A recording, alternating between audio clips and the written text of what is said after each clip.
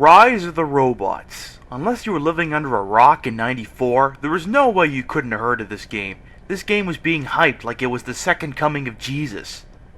It received wall-to-wall coverage across dozens of gaming mags spawning a dozen systems. This game was coming out for everything. SNES, Genesis, Amiga, handhelds, computer, arcade. There was a book, there was going to be toys, there were going to be comics, there was going to be a TV show, there was going to be a fucking movie. Brian May, former lead guitarist of Queen, was going to be doing the music. With this much hype, how could the game possibly fail? Oh, you'd be surprised. Here, let's watch this promotional movie that I totally did not edit. It's futuristic battle action and strategy as never before. Gamers play the role of a cyborg and take on droids in order of their technical sophistication.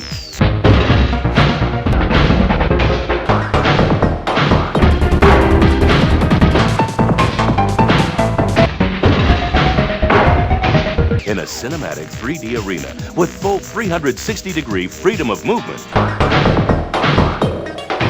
Rise of the Robots features fighting moves conceived by a martial arts expert. It's the first combat game to use artificial intelligence for advanced fighter complexity. Opponents actually learn from their mistakes and read your moves, making strategic decisions down to the last microsecond. There's never been robot opponents this lethal. Force 1. There's Crusher Droid, Builder Droid, Soldier Droid, and the most fearless end boss to ever face down a cyborg, the Supervisor. Awesome 5-round bouts are more than kick and punch. Yeah, there's also jumping. Multiple rounds build drama and excitement as gamers sweat every swing, every move.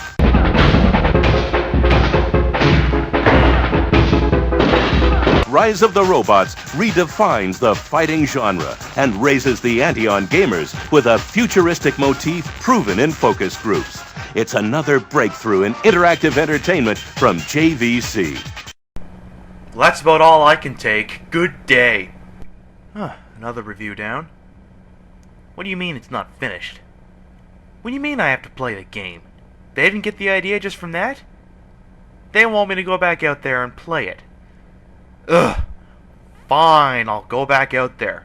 But just for that, you're getting the store brand cat food, you stupid fuzzball. For the purposes of this review, we'll be focusing on the Super Nintendo version as opposed to the Genesis and Amiga versions, but if you must know why I didn't pick the Genesis, here's one good reason.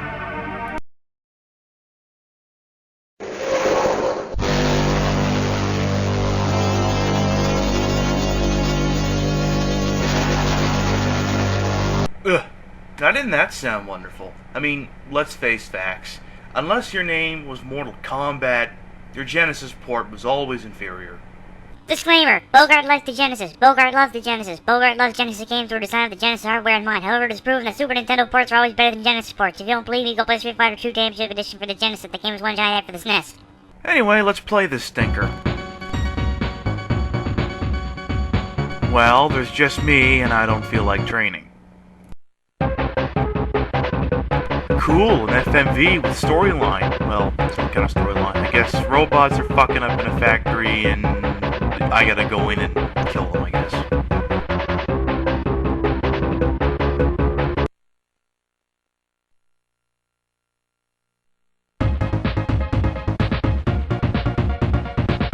You get these little technical readout things before every fight. This is a pretty cool presentation. Maybe we got what those $60 were intended for. A good game. Well, yeah, I guess he's not that much of a threat. He's the first guy. Oh, diggity, here he comes, another FMV. Man, the production values in this game are so fucking high. I mean, the music is bitchin'. Well, unless, of course, you're playing the Genesis version.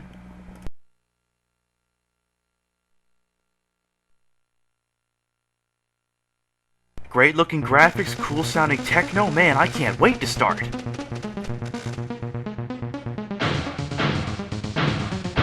And this is where the game starts to fall apart. You actually play and discover something more than punches, kicks, jump kicks, And an AI is so stupid that it's backed itself up to the corner right at the start of the match. Beginning to think Terminator is bullshit. There's no way Skynet can be smart enough to take over the planet. Punch, kick, jump, kick. Congratulations, Mirage! You've created a game with the same depth as The Adventures of Bayou Billy. And over here on the Genesis, wow, that AI is definitely learning and adapting to what this guy is doing. And over on the Amiga, oh, wait a minute, he's caught up in all his FMVs. This is a little anticlimactic, don't you think? What were they thinking?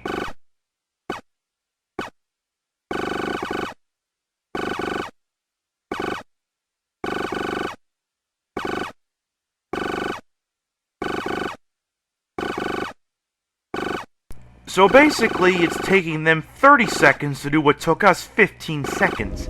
And, oh my god, they don't even have any music. Those poor bastards. It's so nice to know that in the future that we'll be able to suppress any robot uprising because they're too busy running bash files on 486 processors to fight back. Some people jump kick, but I just kick the guy into the corner and try to keep him there. The first guy will usually put up some kind of a fight, but he's usually pretty much a pushover. Still, the music is pretty cool. I mean, I would listen to this. Yay, batch files. I had enough of these in college. And at the end of every fight, there's a little FMV detailing who died.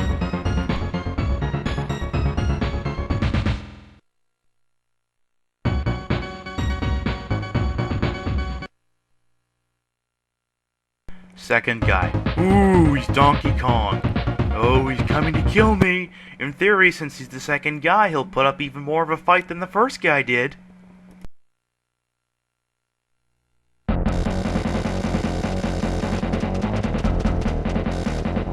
Okay, what the fuck? He started out the match by backing himself into the corner. I didn't even have to kick him there.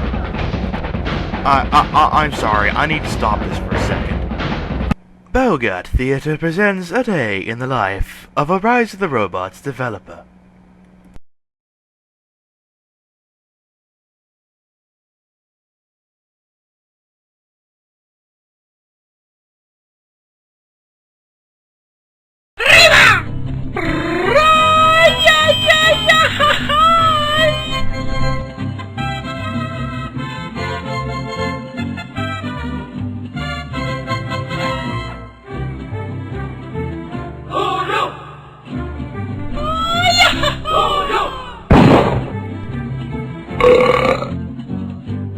Now just multiply that by every single day of development and you probably figure out why this game sucks. I don't even think they worked on it. I mean, this is like in college or something else where you know your report sucks, so you put in a bunch of pretty pictures and nice fonts and you give it a nice theme song and yeah, this is what your teacher thought of it. This is what happens when you put style before substance, folks. You get a game that looks great, sounds great, plays like shit. Yeah, that's right, rotten hell, you Blue Man Group reject.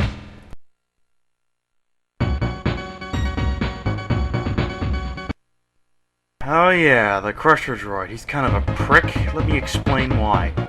If he's not constantly jump kicking you, then he's punching you with a range of about 3/4 of the freaking screen. I mean, this guy's got a horrible rape radius that you have to get all the way through just to hit him. I mean, that's just not fair.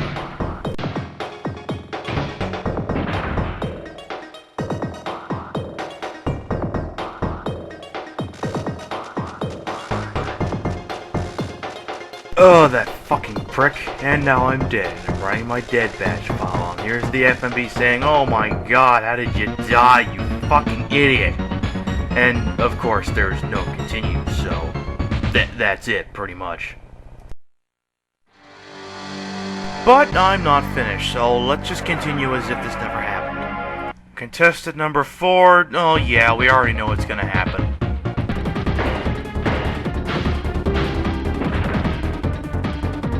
Yeah, notice how much damage I've taken. The further you get up, the more damage the guys will actually inflict with their regular attacks.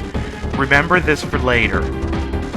You know, I'm actually starting to develop a newfound appreciation for Bayou Billy. At least that game doesn't let you kick its ass.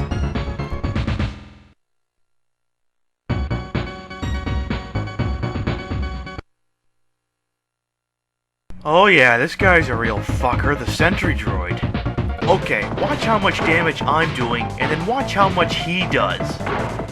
Oh fuck, we basically programmed every single character with the same AI and they're all just as easy. Oh, I know! Let's make the bigger ones do even more damage. That'll balance the gameplay. Let's say you want to play 2-player. You want to do that, PlayItBogart? Curse these recessive genes! Seriously, the fraying and everything. Well, if player 2's on the ball, is he gonna pick the really weak droid? No! He's gonna pick the one that can kick your ass! The fight's over before it begins because the prick can hit you like twice as hard as you can hit him. Ya fucking bitch. Pip pip, cheerio, talio!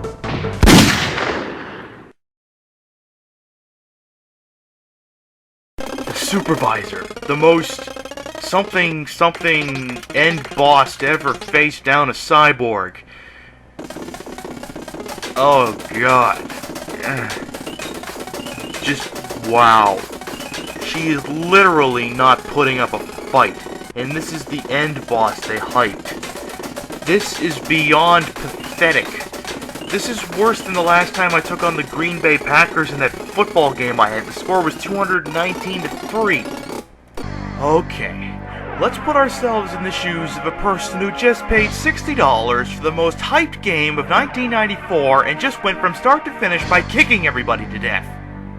What the fuck is this shit? This game was supposed to be good. 2 fucking magazines gave it 90% reviews just before it came out. $60 fucking dollars. That's a Jesus bottle of rum.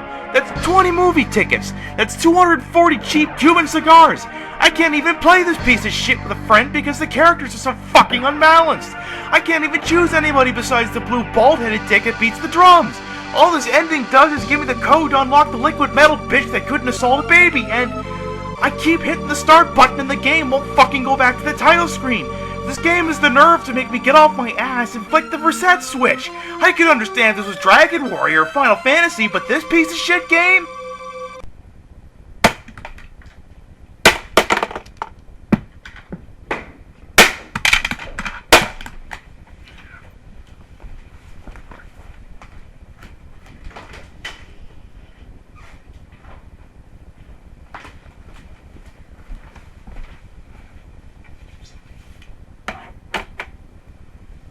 There! My new reset stick!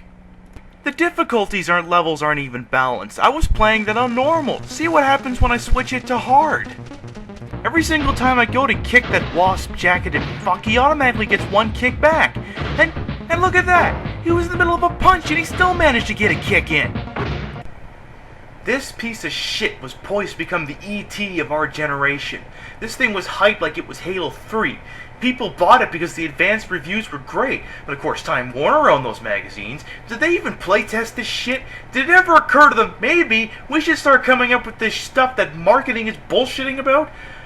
I hope somebody got fired over this shit. I know who didn't. The president of marketing. This shit is probably in the PR textbooks. How the fuck you sell a piece of shit to a large captivated audience? Sure, if this had been any other game, maybe I wouldn't have given so much of a shit. But after Rise of the Robots this and Rise of the Robots that, and I may not have a go, but I'll bite your fucking head off, it just blows my mind. There is, however, a way you can enjoy Rise of the Robots in a positive spirit. Get yourself a copy of GTA San Andreas. Get in there, turn on a bunch of cheats, put on the GIMP suit since it looks just like the blue cyborg, and let out your virtual angst in a virtual vacuum. There, now I've had enough of this shit. I think I'm gonna play some GTA.